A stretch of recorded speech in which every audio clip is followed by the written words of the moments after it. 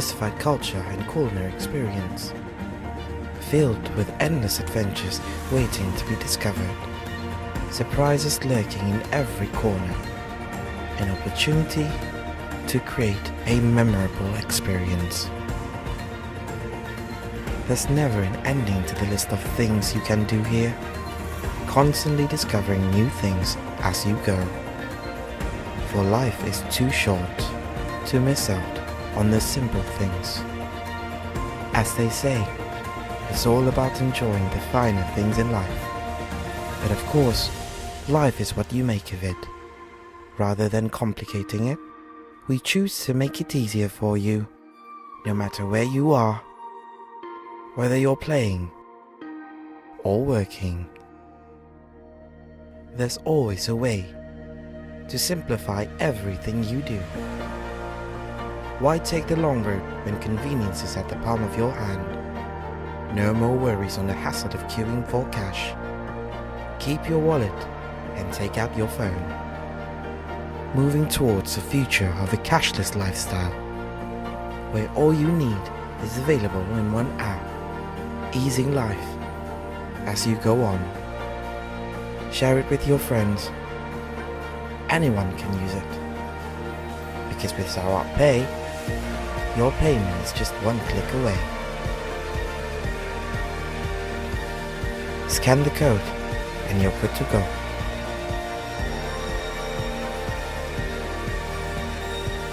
As the world is going digital, everything is moving at a faster pace, catering to your needs, providing convenience, making life easier.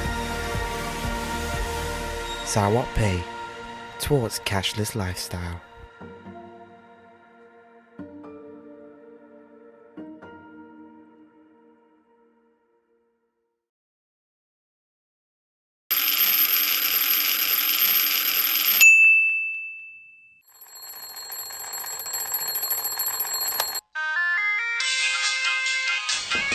Nama kami Mujab.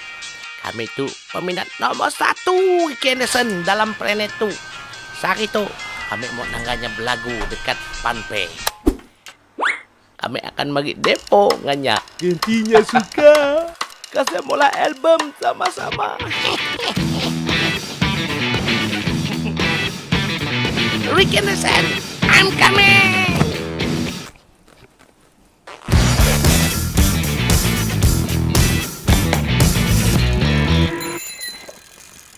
Pulau Sumatera, gunung selindung di kota.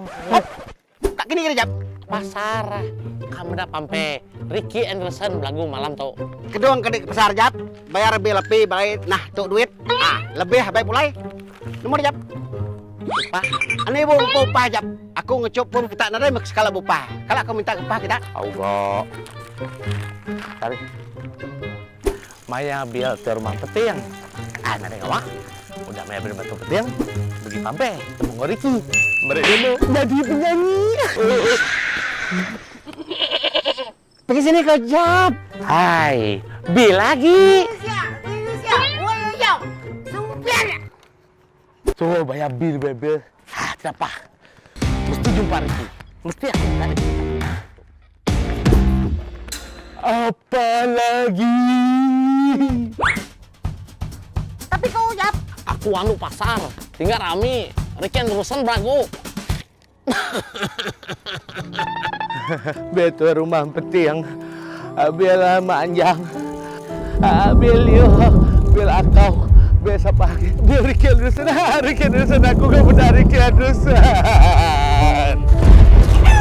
Aku kan abang bil aku gak bayar bil aku gak benar Ricky Anderson lagi.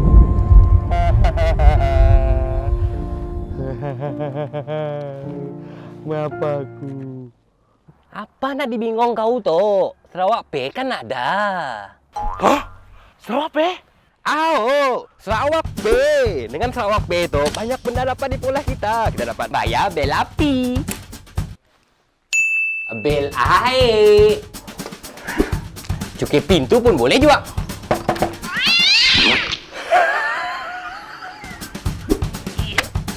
Okey, tanah. Kita juga boleh top up dengan ngeluar duit di sini-sini ejen BSN yang terpilih. Siboh ke ATM lagi. Scan jak barcode dengan bil kita ya. Kita juga dapat ngecek bil, mindah duit, ngisi debit dengan kredit dan banyak lagi.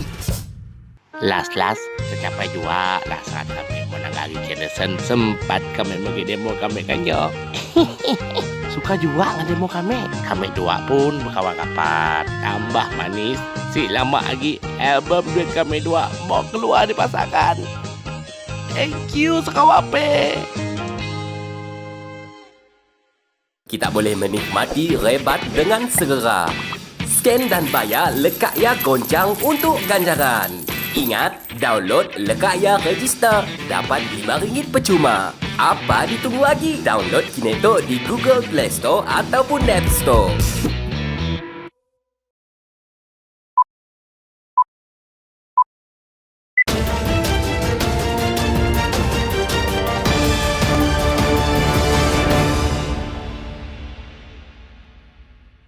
Assalamualaikum dan salam Sarawakku sayang. Buletin Ukas edisi tengah hari 18 Februari 2021 bersama saya, Lia Amira Anorigos. Berita tengah hari dimulakan dengan Kerajaan Sarawak memerlukan dana dalam menyokong kerja-kerja pemetaan dalam rancangan Malaysia ke-12. Timbalan Ketua Menteri Dato' Amar Awang Tengah Ali Hassan berkata, ini akan memudahkan pengurusan mineral dan perlombongan bagi mempertingkat keberkesanan dan penguatkuasaan aktiviti perlombongan di negeri ini. Selain itu, turut diberikan perhatian ialah pertimbangan insentif kepada pemain-pemain industri bagi pembangunan perlombongan di peringkat midstream dan downstream bagi menggalak pelaburan selain berusaha memaksimumkan kutipan hasil negeri. Beliau berkata demikian semasa mewakili Ketua Menteri Datuk Patinggi Dr. Abang Abdul Rahman Sohari Tun Datuk Abang Openg dalam mesyuarat Majlis Mineral Negara pertama yang diadakan secara dalam talian di Wisma Sumber Alam pada Rabu. Mesyuarat tersebut dipengerusikan oleh Menteri Perdagangan Antarabangsa dan Industri Datuk Seri Mohamed Azmin Ali yang turut dihadiri oleh menteri-menteri besar dan timbalan menteri dari seluruh negeri. Dalam mesyuarat itu juga, Dato' Amar Awang Tengah turut menekankan pentingnya Sarawak yang memiliki polisi dan prosedur tersendiri melalui Perundangan Minerals Ordinance 2004 dan Minerals Regulation 2012 bagi mengawal keberkesanan dan penguatkuasaan aktiviti perlombongan selain memperkasakan arahan peraturan kerja APK yang komprehensif bagi menangani perkara berkenaan dengan penjualan bahan batuan dan mineral keluar dari Sarawak. Berita seterusnya, menjelang program imunisasi COVID-19 kebangsaan yang akan diadakan penghujung Februari ini, Jawatankuasa Pengurusan Bencana Bahagian JPBB Miri telah membuat tinjauan ke beberapa lokasi di bahagian Miri pada Rabu. Menteri Bertanggungjawab JPBB Miri, Datuk Lee Kim Shin telah mengetuai rombongan tersebut dengan melawat Dewan Datuk Permaisuri Miri yang merupakan salah satu lokasi tempat pemberian vaksin di Miri. Tinjauan bertujuan melihat kesesuaian dari segi kemudahan Dewan tersebut untuk diadakan program imunisasi COVID-19 kebangsaan pada Mac nanti.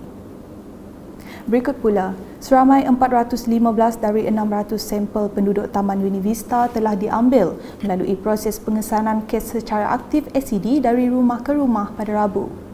Pegawai Kesihatan Bahagian Semarahan Dr. Noh Hazmi Hassan berkata, proses ACD tersebut telah dikendalikan oleh seramai 53 petugas dari Kementerian Kesihatan Malaysia KKM serta dibantu anggota Polis Diraja Malaysia PDRM, Angkatan Pertahanan Awam Malaysia IPM dan Jabatan Sukarelawan Malaysia RELA. Jelas beliau, terdapat dua jenis pemeriksaan yang dilakukan bagi tujuan pengambilan sampel penduduk iaitu Rapid Test RT dan Polymerase Chain Reaction PCR. Saranan kita daripada KKM minta semua penduduk kampung, penduduk taman memberi kerjasama, datanglah membuat saringan swab test di pusat sampling kita, dan sekiranya bergejala kontak rapat itu yang lagi diutamakanlah untuk datang ke membuat saringan. Bercakap ketika ditemui kru Unit Komunikasi Awam Sarawak UKAS, Dr. Noh Hazmi menambah para penghuni di taman berkenaan telah memberi kerjasama yang baik kepada para petugas semasa ACD dilakukan.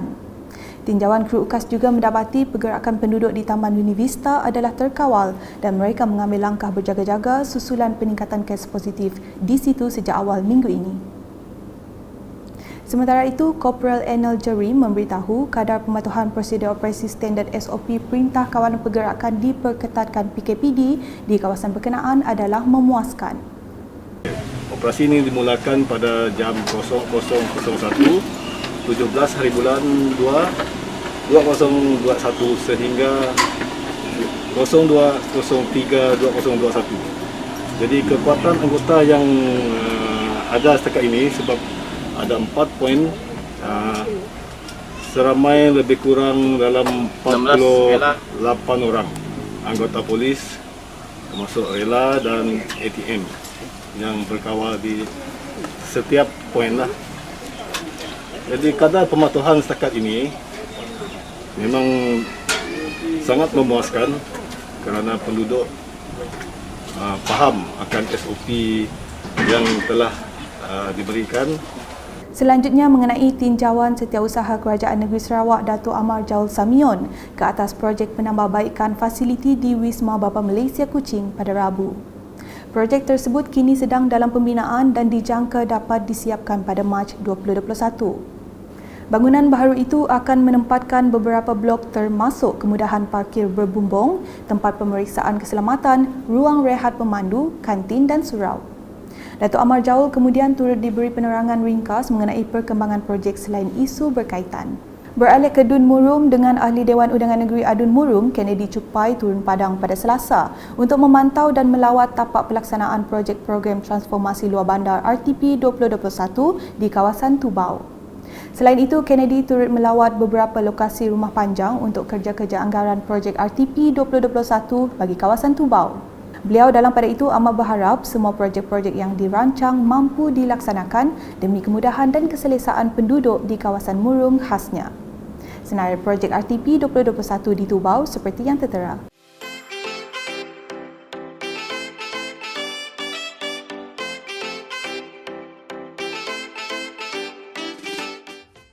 Manakala di Julau, Kerajaan Negeri telah meluluskan peruntukan RM150,000 bagi membina tembok penahan di kawasan tanah runtuh yang menjejaskan Rumah Sayu Bandang Nanga Aboy Jalan Entabai. Projek yang dilaksanakan menerusi projek RTP 2020 itu telah bermula pada Januari 2021 dan dijangka siap Mei 2021. Adun Meluan Roland Duat Jubin telah meninjau sendiri perkembangan projek selain meninjau keadaan tanah runtuh yang memberi ancaman kepada penduduk rumah panjang 13 pintu tersebut. Sementara itu, Tuai Rumah Sayu merakamkan penghargaan dan terima kasih kepada Kerajaan Gabungan Parti Sarawak GPS khususnya Roland Duat di atas keprihatinan dengan melaksanakan projek tersebut. Ujarnya ini membuktikan kerajaan mengutamakan kebajikan rakyat tanpa melihat latar belakang terutamanya di luar bandar.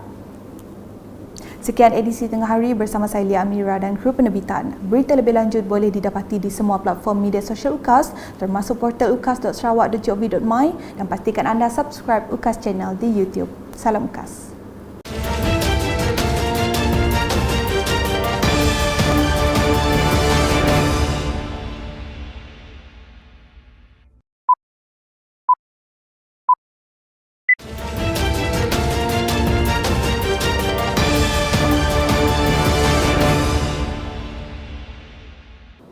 Assalamualaikum dan salam Sarawakku sayang. Buletin UKAS edisi malam 18 Februari 2021 bersama saya Hafizah Munirah Maharap.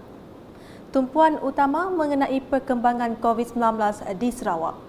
Dua lagi kes kematian baru direkodkan di Sarawak melibatkan jangkitan COVID-19 di Sibu untuk jumlah keseluruhan kes kematian meningkat kepada 67 mangsa. Jawatankuasa Pengurusan Bencana Negeri JPBN Sarawak dalam kenyataan media pada Khamis menjelaskan kes kematian ke-66 melibatkan seorang wanita berumur 72 tahun yang telah dimasukkan ke Hospital Sibu kerana mengalami gejala demam, batuk dan memerlukan bantuan pernafasan. Manakala kes kematian ke-67 pula adalah daripada kluster Pasai melibatkan seorang lelaki berumur 66 tahun yang telah dimasukkan ke Hospital Sibu kerana mengalami masalah kesukaran bernafas. Dalam pada itu, JPBN Sarawak turut memaklumkan jumlah keseluruhan kes positif COVID-19 di Sarawak meningkat kepada 7,425 kes dengan sebanyak 200 kes positif dikesan di daerah Sibu, Kenawit, Kuching, Sebau, Bukit Mabung, Kapit, Miri, Seri Aman, Bau Bintulu, Betung, Julau dan Subis. Tambah kenyataan tersebut, daerah Seri Aman telah kembali ke status kuning daripada status jingga setelah mencatatkan hanya 16 kes jangkitan tempatan dalam tempoh 14 hari yang lepas. Berita seterusnya mengenai pengisytiharan Kampung Hilir Seri Aman sebagai kawasan baru wabak rabies. Timbalan Ketua Menteri Sarawak Datuk Ahmad Douglas Ugah Embas dalam kenyataan Jabatan Perkhidmatan Veterinar Sarawak JPVS pada Khamis memberitahu kawasan tersebut adalah yang ke-67 berikutan lokasinya berada di luar 10 km kawasan radius rabies yang diisytiharkan sebelum ini. Sehubungan itu, pemilik anjing dinasihatkan agar memastikan anjing peliharaan mereka disuntik vaksin anti-rabies setiap tahun dan kegagalan untuk berbuat demikian akan disabitkan kesalahan seperti tertera.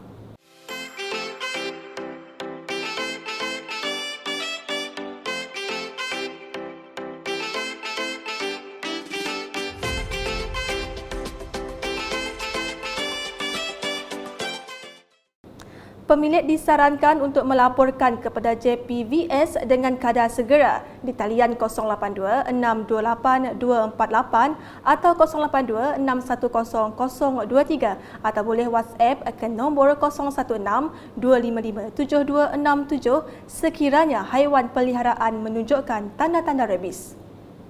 Manakala di Miri, sebanyak 6 taman rekreasi telah dibina di dalam kawasan Dewan Undangan Negeri Adun Senadin. Adun Senadin Datuk Lee Kim Shin berkata, kesemua projek tersebut di bawah projek transformasi luar bandar RTP 2020. 6 projek tersebut adalah seperti tertera.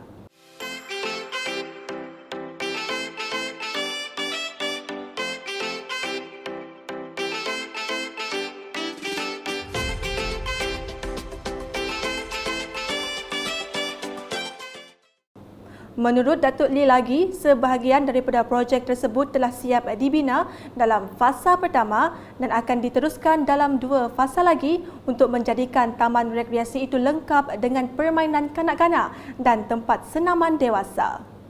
Bercakap selepas mengadakan tinjauan ke tapak pembinaan taman rekreasi dan trek jogging baru di lorong Dato' Permaisuri 3, Desa Pujut Permai Jaya dan Desa Indah Fasa 3 Miri pada Rabu, beliau yang juga Menteri Pengangkutan Sarawak menambah, projek taman itu adalah di bawah Pelan Rekreasi dan Hijau Miri 2018. Laporan berikutnya, Kerajaan Sarawak sentiasa mengambil perhatian yang berterusan dalam membawa pembangunan untuk rakyat termasuk di Kampung Setika di sini. Menteri Muda Infrastruktur dan Pembangunan Pelabuhan Sarawak, Datuk Julaihi Narawi berkata, kerajaan negeri telah melakukan beberapa projek untuk penduduk setempat bagi menikmati pembangunan secara berterusan. Jelasnya, kampung tersebut kini sudah dapat dihubungi melalui jalan raya dengan kos lebih kurang 6.5 juta ringgit yang ditanggung oleh kerajaan, dibekalkan dengan bekalan elektrik dengan kos sebanyak 5 juta ringgit dan Dewan Masyarakat baru dengan kos 300,000 ringgit. Jadi semua kos ini, jalan raya, bekalan elektrik dan kos membina Dewan Masyarakat ini adalah usaha daripada kerajaan Sarawak. Usaha daripada kerajaan Sarawak yang ingin melihat semua kampung dan rumah padat dapat dihubungi melalui jalan raya, mempunyai bekalan elektrik dan mempunyai kemudahan seperti Dewan Masyarakat. Beliau berkata demikian selepas melakukan tinjauan kesan banjir di kampung tersebut pada Rabu. Dalam pada itu, Adun Sebuyau itu memberitahu anak-anak penduduk kampung masih meneruskan pelajaran masing-masing semasa pelaksanaan Perintah Kawalan Pergerakan Bersyarat PKPB di mana guru tetap memberikan tugasan dengan menggunakan pelbagai kaedah lain walaupun bukan secara dalam talian. Jadi maknanya walaupun di sini internet connectivity payah, tetapi kerja sekolah itu tetap disediakan oleh pihak sekolah dengan kerjasama ibu bapa yang mengambil tugasan di sekolah dan disediakan untuk anak-anak dan siap dibuat tugasan sekolah dihantar balik kepada pihak sekolah. Maknanya anak-anak mereka masih lagi dapat meneruskan pelajaran walaupun dalam suasana PKP, ya. Walaupun tidak ada internet connectivity ataupun line yang sukar di kampung sekitar tu. Tambah beliau, pihak sekolah di kawasan Sebuyau juga mendapat bantuan geran kerajaan setiap tahun melalui Persatuan Ibu Bapa dan Guru PIBG masing-masing. Selain itu, Datuk Julaihi juga mempunyai program NIE, News in Education, melalui langganan surat khabar dalam bahasa Inggeris sebagai bahan bacaan tambahan dan bahan rujukan tambahan bagi persediaan murid menghadapi peperiksaan awam seperti UPSR. Berita selanjutnya, penularan wabak pandemik COVID-19 yang melanda negara ketika ini telah menyebabkan ramai yang terkesan, termasuklah peniaga jalanan. Menurut Adut Demak Laut Dr. Hazlan Abang Hibni, kerajaan mengetahui dan merasai kesan ekonomi yang dihadapi peniaga jalanan dan disebabkan itu pelbagai inisiatif dan bantuan telah diberikan. Sehubungan itu, Kerajaan Sarawak katanya telah mengumumkan beberapa inisiatif bantuan khas Sarawak Kusayang BKSS dalam membantu penjajah pada tahun lepas dengan melibatkan peruntukan berjumlah RM182.12 juta. Antara inisiatif ini ialah bantuan khas kepada peniaga berjumlah RM1,500 kepada setiap penjajah, memansuhkan kos faedah kepada perusahaan kecil dan sederhana PKS dengan kerjasama Maybank, Hong Leong dan HB di bawah dana bantuan khas Bank Negara Malaysia BNM dengan pinjaman tanpa faedah sebanyak RM1 bilion kepada PKS tempatan dan memansuhkan kadar faedah 2% kepada SIFAR untuk 42 bulan di bawah skim mikrokredit, dan pemansuhan sewa juga dilaksanakan kepada PKS yang beroperasi di bangunan kerajaan negeri dan agensi di bawah Kerajaan Sarawak. Jelasnya, selepas mengadakan lawatan di tempat peniaga jalanan di Kampung Tabuan Melayu pada Khamis, keprihatinan berterusan Kerajaan Sarawak terhadap penjajah turut dilihat menerusi BKSS 2.0 hingga BKSS 5.0. Tambah beliau, Kerajaan Persekutuan turut menyediakan bantuan kepada penjajah seperti yang diumumkan di dalam Prihatin Nasional Pelanjana Semula Ekonomi Negara (Penjana) dan pakej bantuan pelindungan ekonomi dan rakyat Malaysia (Permai). Sekian edisi malam bersama saya Hafizah Munirah dan kru penerbitan. Berita lebih lanjut boleh didapati di semua platform media sosial UKAS termasuk portal ukas.sarawak.gov.my dan pastikan anda subscribe UKAS Channel di YouTube. Salam UKAS.